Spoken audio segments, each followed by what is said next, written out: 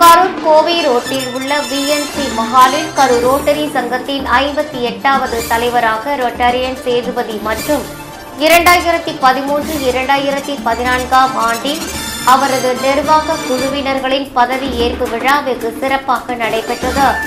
இப்பதவி ஏற்பு விழாவிற்கு சிறப்பு விருந்தினராக சென்னை உயர்நீதிமன்றத்தின் மாண்புமிகு நீதியரசர் ராமசுப்பிரமணியன் அவர்கள் கலந்து கொண்டு விழா பேருரையாற்றி புதிய தலைவராக பொறுப்பேற்ற தலைவர் சேதுபதி மற்றும் பொறுப்பாளர்களுக்கு பதவி பிரமாணம் செய்து வைத்தார். மேலும் விழாவில் ரோட்டரி மண்டல ஒருங்கிணைப்பாளரும் மாவட்ட ஆளுநருமான பாஸ்கர், மாவட்ட முன்னாள் ஆளுநர் ராஜேந்திரன், முன்னாள் தலைவர் ராஜகோபால் மற்றும் ரோட்டரி சங்க நிர்வாகிகள் ஏராளமானோர் கலந்து கொண்டனர்.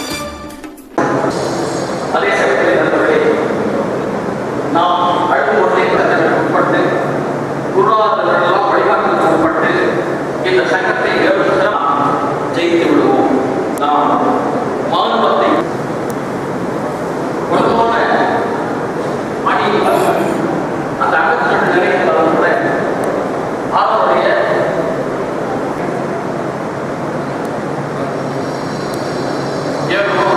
புகைப்படம் எடுத்துக்கொள்வதை நான் விருது கொடுத்தேன்.